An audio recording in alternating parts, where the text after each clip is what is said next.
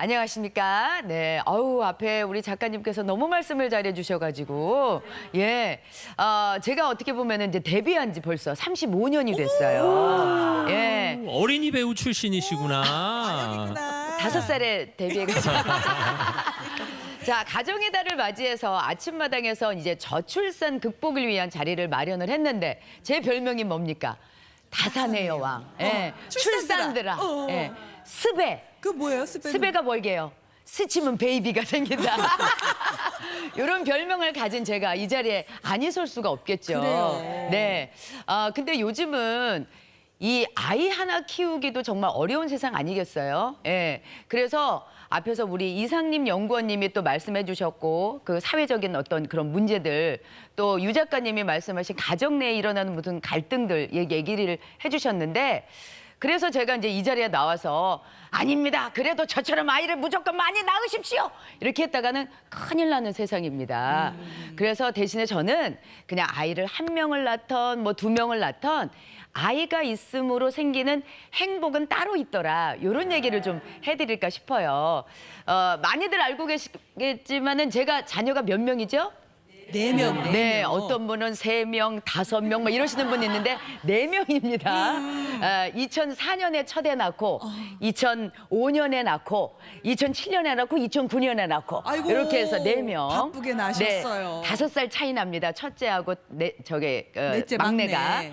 이렇게 해서 지금은 첫째가 21살, 둘째가 20살, 셋째가 고2, 막둥이가 유일하게 딸인데 중3입니다. 아이고, 지금 사진 봐, 가족 요게 사진 벌써 봐요. 이제 2018년도에 찍은 사진이라 옛날이에요. 아이고. 지금은 제가 저희 집에서 제일 키가 작습니다. 어머, 딸이 네. 이제 엄마보다 커졌구나. 남편도 젊어 보여서 아들 같아요.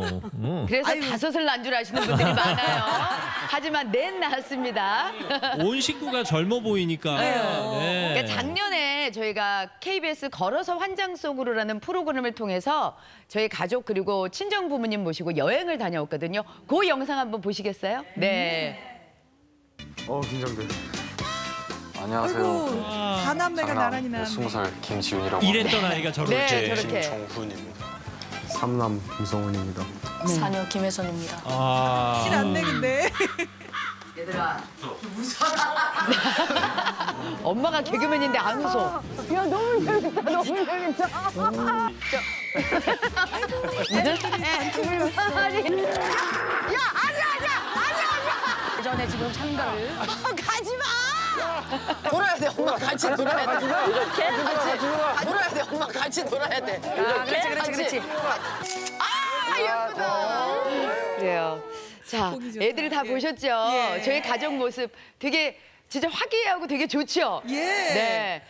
작년에 사실 저희 부부가 결혼 20주년이었어요. 그리고 첫째와 둘째가 참 희한하게 같이 대학에 들어가고 셋째가 고등학교 입학하고 저희 부모님들은 결혼 55주년 기념. 그렇게 해서 이제 여행을 때마침. 가게 됐거든요. 근데 이제 기념일이라고 갔는데 뭐 이게 뭐 웃지 못할 일들도 많고 에피소드도 많고 그랬죠. 예. 그런데 저 자체도 저 다산인 집안에서 태어났어요. 저희 엄마가 아들 둘, 딸 둘을 낳으셨거든요. 제가 둘째예요. 예, 형제가 4명이었었거든요. 근데 어릴 때는 저희 집안이 좀 형편이 별로 넉넉하지가 않아서 저는 그게 너무 싫었어요. 왜냐면 왜 우산이 넉넉하기를 해, 양말이 넉넉하기를 해, 뭐 먹을 게 넉넉하기를 해. 그래서 아침에 일어났는데 내가 늦잠을 좀 잤다, 등교가 늦었다. 그러면은 살부러진 우산이라던가 아니면 구멍난 양말은 내 차지가 돼요. 그러니까 애들이 부지런해질 수밖에 없어. 아침에 찌그러진 우산 안 쓰고 다니려면. 그러네. 그럴 수밖에 없었고. 그래서 예전에는 뭐라 그랬냐면 이제 예전엔 포도 한 송이를 딱 이렇게 먹잖아요. 그러면은 엄마가 포도를 딱 주잖아요. 그러면 넷이 붙어서 얼른 입에다가 알을 갖다 집어넣어요. 그러고서 포도가 없어지죠? 그러면 그걸 꺼내. 꺼내서 그때부터 이제 하나씩 먹는 거야. 예. 내가 내 입에 들어갔던 건데 뭐 어때? 그러니까 막 여유가 없으니까. 그래서 한날은 그랬어요. 엄마, 제대로 입히고 먹이지도 못할 거면서 왜 이렇게 많이 났어? 이러면서 막 뭐라 그랬었더니 저희 집에 저기 하늘소리 막 이러면서 막 그랬는데 제가 그렇게 가슴에 못 박히는 얘기도 막 하고 그랬거든요. 근데 다 크고 나니까 이제는 형제가 많은 덕을 보는 거예요. 어떻게? 그러니까 제가 좀 바빠가지고 부모님한테 신경 못 쓸 때가 있잖아요. 그러면 누구 한 명은 신경을 쓰고 있어. 적어도 한 명은. 네, 적어도 한 명은 신경을 쓰고 있어. 그리고 부모님 생신이나 뭐 여행을 보낼 때 한 사람만 부담하는 게 아니라 나눠낼 수가 있잖아요. 아, 4분의 그러니까 1이 부담이 되네. 적어. 네, 병원비도 그렇고. 그러니까 생각해 보면 옛날에도 뭐 이렇게 좀 힘들기는 했지만 집에 가면은 뭐 폭닥폭닥거리면서 재미난 것들이 많았어요. 아버지가 우리 앞에서 막 발레도 하시고 내복 입고 네. 이러면서 좀 재미난 연출들이 많았거든요. 그래서 이제 결혼을 하고 나서 우리 남편도 아이를 많기를 바라나 이랬는데 어느 날 눈 감고 딱 떠보니까 4명이 딱 있더라고요. 이거 네. 계획 아니셨어요? 4명? 저희 부부는 계획을 세워본 적이 없어요. 우리 집은 산하 제한, 뭐 출산 장려 이런 게 없이 본능에 충실해서 살았어요. 네, 참 낳고 보니까 이게 얼마나 힘든 일인지 왜 사람들이 저희 가족이 이렇게 방송에 나오거나 어딜 가면 이렇게 놀랐는지 잘 몰랐거든요. 근데 이제 제가 애를 낳고 나니까 저는 진짜 저절로 크는 줄 알았더니 아니더라고요. 그래서 넷째 낳고 나서 아침마다 내가 미쳤지, 내가 미쳤지. 이 얘기를 그냥 몇 번을 되뇌었는지를 예, 몰라요. 아니, 근데 정말 일하면서 아이 키우니까 더 힘들었을 것 그쵸. 같아요. 자, 보세요. 임신 기간만 4년이었어요. 그래. 예, 누구는 쌍둥이 나와서 한 번에 둘도 나오는데 나는 다 하나씩밖에 안 들어 있었어. 거기다가 육아와 모유 수유 기간까지 이렇게 다 합하면 한 8년? 8년을 제일 힘든 시간을 갖다가 보냈거든요. 그러면 여러분, 애가 연년생에 2년 터울로 있으면 잠을 제대로 잤겠어요? 아니면 먹기를 제대로 먹었겠어요? 이게 이제 여러분 제가 뭐 날씬하려고 날씬한 게 아니라 애들이 뼈골을 다 뽑아가가지고, 예, 다 뽑아가가지고 이렇게 된 거야. 그러다 보니까 이제 나중에 어떻게 보면은 아침에 애를 갖다가 깨워가지고 밥 먹이고 그 다음에 뭐 청소하고 빨래하고 그러면 또 점심이야. 그러면 또 먹여. 넷을 막 정신없이 먹이고 나서 또 뭐 하고 나면 또 저녁이야. 맞아. 또 뭐 이걸 먹이고 또 뭐 하고 나면 내가 잘 때 되면은 내가 오늘 아침에 세수를 했는지 이를 닦았는지 맡아보기도 하고 예. 그러니까 이 김지선은 없어지고 엄마로만 이제 살게 되는 거예요. 그러면서 어떤 때는 남편 잡고 펑펑 운 적도 있어요. 왜냐면 제가 이제 어렵게 살았잖아요. 그래서 내가 이러다가 방송에 내 자리가 없어지는 건 아니야? 이러다가 나 점점 사람들한테 잊혀지는 거 아니야? 그러면서 불안하고 막 초조하고 막 그랬거든요.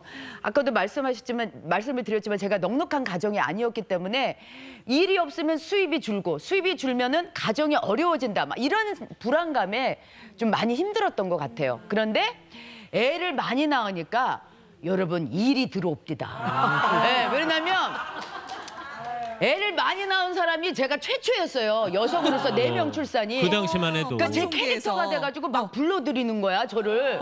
그래서 막내를 갖다 임신했을 때 요새는 임신해가지고 방송하는 사람 거의 없잖아요. 근데 저를 막 쓰는 거예요. 나라에서도 되게 보기 좋아 보였나 봐. 그런데 이제 불안불안하잖아요, 제작진들은. 배가 불러있는데. 언제 나오는 거 아닌가 막. 그래서 구급차를 옆에다 갖다 놓고서 의사 선생님하고 간호사분들을 막 옆에다 놓고서 방송을 하게 됐어요. 그만큼 좋은 일들이 감사한 일들이 정말 많았거든요. 근데 제가 막내를 낳고는 사실 우울증에 걸렸어요. 아이고. 왜 그러냐면 애를 갖다가 쉼없이 낳았잖아요. 예, 연년생에 2년 터울로 그러다 보니까 체력적으로 좀 한계가 왔던 것 같아. 거기다가 넷째 낳은 후에 아까도 얘기했지만 다산의 여왕이라고 예. 많이 부르니까 아, 너무 일하면서. 바빠진 거예요, 제가. 그래서 하루에 3시간 자기가 힘들었어요. 그 정도로 바빠지니까 어떤 때는 이게 신체적으로 잠도 못 자, 먹지도 제대로 못해. 그러니까 우울증이 오면서 이게 운전하다가 일을 가야 되는데 그냥 저 전봇대를 받고서 그냥 일을 가지 말아버릴까? 막 이런 생각도 들고. 그러니까 내 뜻과 상관없이 네. 그런 생각이. 그냥 빨간 시도등에 그냥 통과해서 그냥 가버릴까? 막 이런 생각도 들고 아무튼 그랬는데 이게 이제 나아지지를 않는 거예요. 이 방법 저 방법 했는데 그런데 그걸 고쳐주신 분이 이경실 씨예요. 이경실 개그맨 씨가? 이경실 씨가. 오. 제가 막 힘들다 막 이러면 많은 사람들이 뭐라 그래요? 그래 힘들지 어떡하니? 아유 너무 고생한다 막 이렇게 얘기를 하는데 그게 위로가 안 되는 거야. 근데 이경실 씨는 직선적이잖아요. 언니 너무 힘들어 그러면 누가 너한테 나으라 그랬냐? 도시락 싸갖고 다니면서 너한테 협박하디 나으라고? 뭐 또 그거냐? 그럼 도로 집어 넣든가? 막 이래. 근데 그 얘기를 듣는데 너무 웃긴 거예요. 도로 집어 넣는 걸 상상을 하니까 더 웃긴 거야. 그래서 이게 사람이 한번 딱 웃음이 터지니까 그래. 이렇게 그냥 좀 그 사람이 조금 이렇게 놔야 되는데 놓지 않고 너무 여기에 갇혀서 사니까 내가 그러니까 아까도 얘기했잖아 슈퍼우먼 컴플렉스 이런 걸로 살다 보니까 제가 제 자신을 막 뒤에서 채찍질을 하고 있었던 거예요. 그래서 이경실 씨가 저를 만나가지고 이경실 씨가 이렇게 웃음이 호탕하잖아요. 막 이러면서 웃으시니까 그 웃음소리 듣고 나면 스트레스도 풀리고 그러면서 같이 밥도 먹어주고 수다도 떨어주고 목욕탕 가서 등도 밀어주고 그러면서 저를 많이 힐링을 시켜줬어요. 아유 큰일 하셨네요. 그래. 그리고 그러고 나니까 이제 주위에서 나를 신경 써준 사람들이 있다는 게 이제 보이기 시작하는 거야. 우리 남편도 저를 위해서 얼마나 많이 희생을 했겠어요. 애 넷 나오면 나만 키우는 게 아니잖아. 저도 일하러 나가면 남편도 키워야 되니까. 그 남편이 그 얘기를 해주더라고요. 여보, 애들이 4학년만 되면 이제는 부모들이랑 안 놀아준대. 조금만 버팁시다. 그래가지고 예, 진짜 버티니까 지금은 아무도 안 놀아줘요. 그래서 얼마 전에 놀아달라고 개를 샀잖아. 예, 새끼 강아지 아무도 안 놀아주니까. 그래서 그리고 이제 보니까 우리 딸 고생할까봐 그래도 막 와가지고 또 아기 봐주셨던 우리 친정 부모님도 계시고 옆에서 또 꿋꿋하게 지켜주는 동료들이나 친구들도 있었고 그리고 마지막으로 나만 바라보고 있는 우리 예쁜 아이들이 나를 바라보고 있는데 내가 힘들다 뭐 어렵다 이런 생각을 가지면 안 되겠더라고요. 그러면서 자꾸 제가 짐을 내려놨어요. 아 나는 이제 슈퍼우먼 아니다. 그래. 네, 내려놨어요. 내려놓고 음식 저 못해요. 네. 어. 빨래 나 안 해. 그리고 아줌마 써.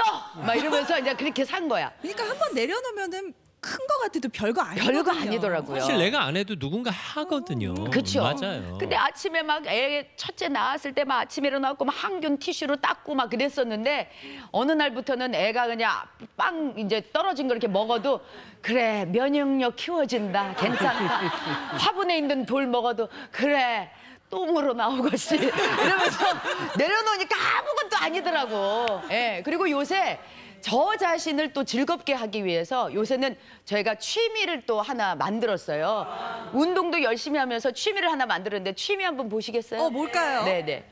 제 취미입니다. 오. 저 지선 씨예요? 네, 접니다. 제가 아이돌 커버 댄스를 저렇게 해가지고 하나씩 올려요.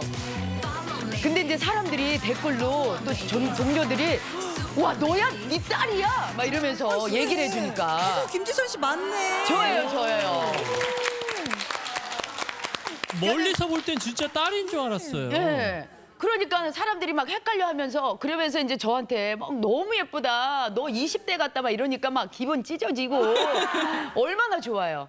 그러니까 운동도 열심히 하면서 저를 갖다가 이렇게 제가 좋아하는 것들도 하면서 실제로 제가 이게 꾸준히 발전을 하는 걸 보여주니까 애들도 지들끼리 노력을 해요. 첫째 아이는 전공하고 별개로 영상을 직접 찍고 편집하는 그런 일들을 하고 그래요? 있거든요. 그러면서 어디 대회 나가서 상도 타고 둘째는 또 음악 공부를 또 열심히 하고 있어요. 음악 하고 싶어서. 그리고 부모로서 아이들이 각자 자기 일을 찾아가는 게 너무 좋은 게 이게 엄마가 간섭을 안 해서 그런 것 같아. 엄마가 바쁘다 보니까 잔소리를 안 하잖아요. 뭐 이거 해라 저거 해라가 아니라 지들이 알아서 할 거를 찾아서 하니까 각자 알아서 지기를 찾는 것 같더라고요. 자기 좋은 거 하는 거예요. 그렇지. 그래서 지금은 조금 엄마가 옆에 없어서 조금 우리 엄마가 나한테 소홀했던 건 아닐까 하는 생각이 들겠지만 얘들이 크니까 아마 느끼는 것 같아요.